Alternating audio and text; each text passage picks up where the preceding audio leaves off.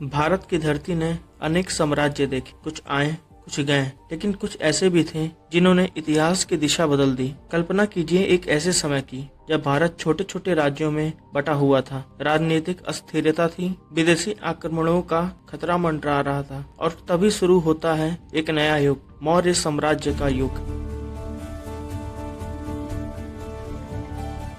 यह केवल एक राजवंश की कहानी नहीं है, यह है शक्ति, राजनीतिक त्याग और परिवर्तन की कहानी। स्वागत है आपका युग स्मृति ज्ञान में। 4वीं शताब्दी ईसा पूर्व मगध पर नंद वंश का शासक था। राज्य समृद्ध था, लेकिन जनता असंतुष्ट थी। इसी समय तक्षशिला का एक विद्वान ब्राह्मण चाणक्य इतिहास में प्रवेश करता है।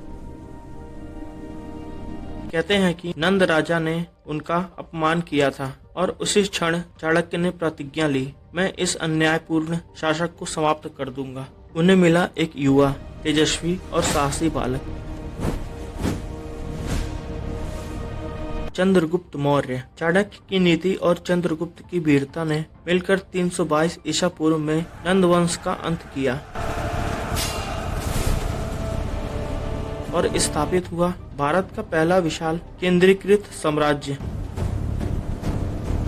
चंद्रगुप्त मौर्य केवल राजा नहीं था, वह एक विजेता था। उत्तर पश्चिम में सिकंदर के उत्तराधिकारी सेल्यूकस निकेटर ने भारत पर नियंत्रण करने की कोशिश की, लेकिन चंद्रगुप्त ने उसे पराजित किया। इस विजय के बाद अफगानिस्तान और बलूचिस्तान के क्षेत्र मौर्यों में शामिल हुए। एक वैवाहिक संधि हुई और 500 युद्ध हाथी दिए गए। यह केवल युद्ध की जीत नहीं थी, यह भारत की राजनीतिक शक्ति की घोषणा थी। राजधानी पाटलिपुत्र उस समय विश्व के सबसे विकसित नगरों में से एक बन चुका था। मौर्य साम्राज्य की सबसे बड़ी ताकत थी उसकी प्रशासनिक व्यवस्था। चाणक्य द्वारा रचित अर्थशास्त्र, राजनीतिक अर्थव्यवस्था और कूटनीति का अद्भुत ग्रंथ है। राज्य को प्रांतों में बांटा गया, अधिकारी नियुक्त किए गए, कर व्यवस्था सुव्यवस्थित थी, गुप्तचर तंत्र अत्यंत मजबूत था। कृषि, व्यापार, सड़कें, सिंचाई, हर क्षेत्र में राज्य सक्रिय था। मौर्य साम्राज्य केवल तलवार से नहीं, व्यवस्था से महान बना। चंद्रगुप्त के बाद उनके पुत्र बिंदुसार ने शासन संभाला।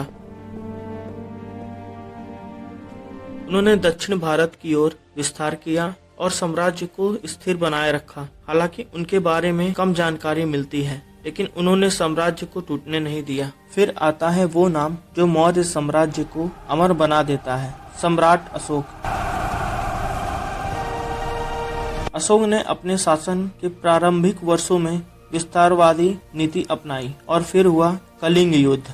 इस युद्ध में हजारों लोग मारे गए, लाशों के ढेर, रोती हुई माताएं, उजड़े हुए घर। विजय तो मिली, लेकिन अशोक का हृदय बदल गया। उन्होंने युद्ध का मार्ग त्याग दिया और अपनाया धर्म का मार्ग। उन्होंने बौद्ध धर्म को संरक्षण दिया, धार्मिक सहिष्णुता का संदेश फैलाया, स्तंभों और शिलालेखों के माध्यम से जनता से संवाद किया।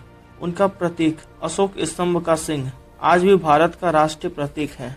अशोक ने दिखाया सच्ची विजय तलवार से नहीं, चरित्र से होता है। अशोक की मृत्यु के बाद साम्राज्य कमजोर पड़ने लगा। कमजोर उत्तराधिकारी, विशाल भूभाग, प्रशासनिक ढीलापन और अंततः 185 ईसा पूर्व में पुष्यमित्र शुंग ने अंतिम मौर्य शासक को हटाकर इस महान साम्राज्य का अंत कर दिया। मौर्य साम्राज्य केवल इतिहास का एक अध्याय नहीं है, यह भारत की राजनीतिक एकता की पहली मजबूत नींव है। चंद्रगुप्त ने शक्ति दी, चाणक्य ने नीति दी, अशोक ने मानवता दी। यही है मौर्य युग की स्मृति, इसे हमें याद रखना चाहिए। अगर आपको ये वीडियो ज्ञानवर्धक लगा तो युग स्मृति ज्ञान को सब्सक्राइब करें और वीडियो को लाइक करें और कमेंट में बताएं आप अगली स्मृति किस युग की जानना चाहते हैं। धन्यवाद।